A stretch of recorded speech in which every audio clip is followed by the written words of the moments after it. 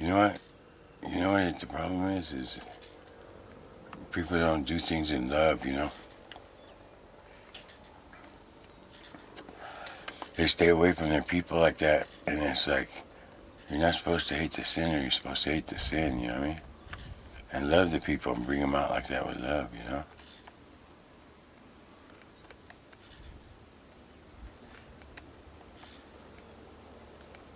I had one guy who was selling heroin, and he just, you know, I've been talking to him and telling him, you know, in the past it's just all bad. You know, because what it was, the Oxycontins came out, and the codones, and then they started drinking that syrup. That syrup's like $500 for a bottle, you know, $500 for a bottle.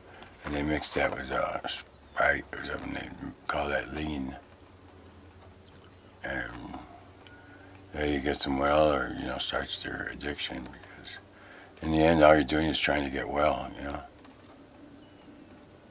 And as is right now, one young man, he goes down and gets methadone, but you can tell when he's high, and he's been staying high, and been high for 10 years, and I knew it was coming, you know, so sometimes you have to forget, you know, about things, you know. Man, strong, and you know, he finished his first Sundance when he was 12 years old. All 4 days, you know. He didn't pierce because he turned 12 the day. He says you gotta be a full 12, like 12 in 6 months or something.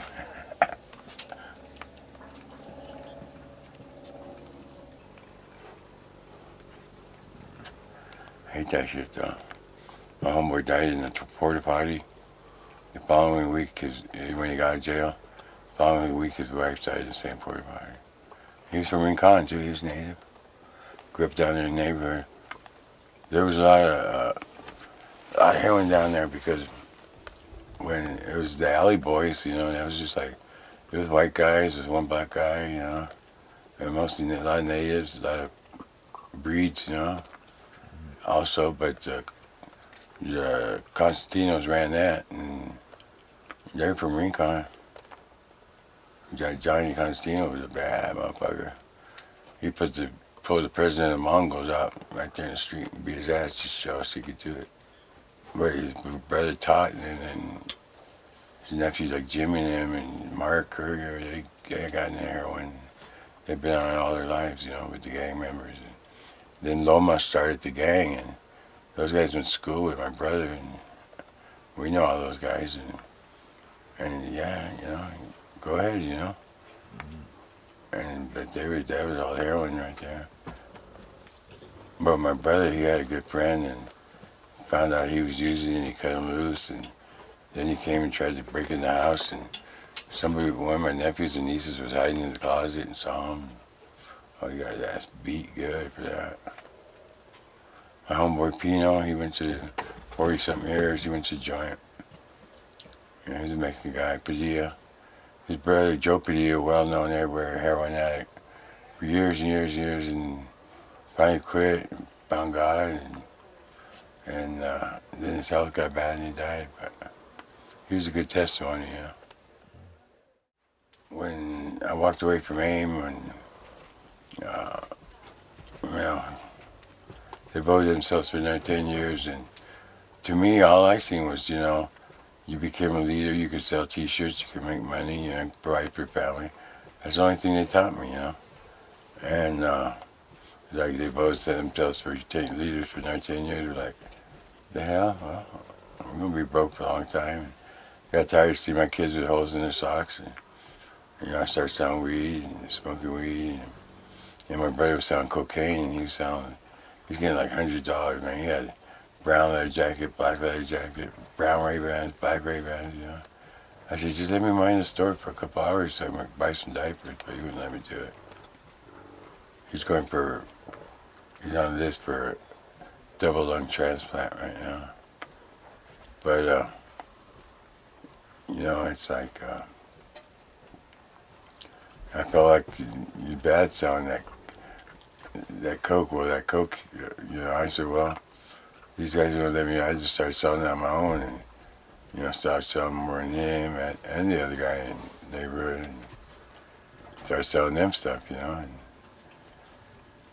but man, I slammed that one time, and it was all over. I remember getting picked up in a limo and selling quarter pounds, ounces, and everything. It's just, yeah. Then I got a job, and I was a plumber, and I was doing good, but I get my paycheck, and every week I'd just buy one quarter, and that was it. I had to buy more and more and more and more until I was gone. I'd just drive around, look for stuff to steal or something to bring home.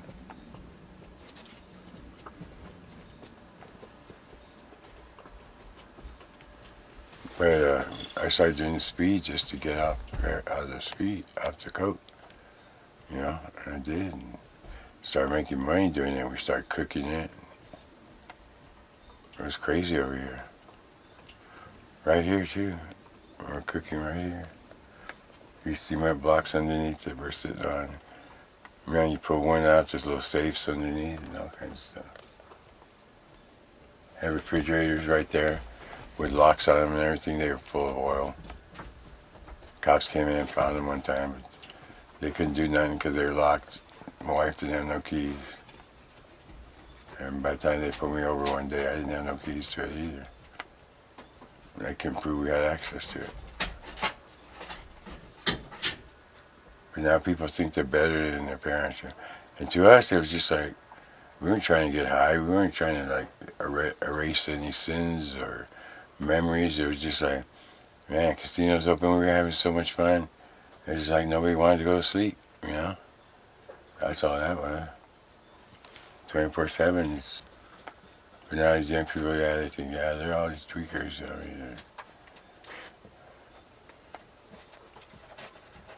So they don't want to do that heroin and stuff. And now, the thing about it is, they say tomorrow's not promised, man. You do that, the next minute's not promised. You just go down.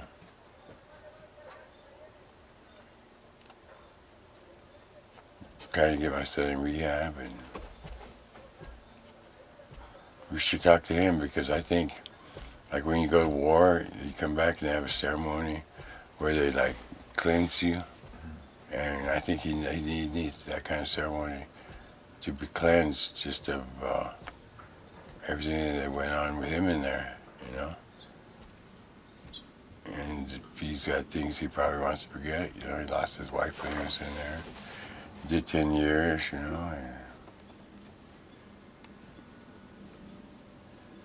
sometimes it comes time to grow up.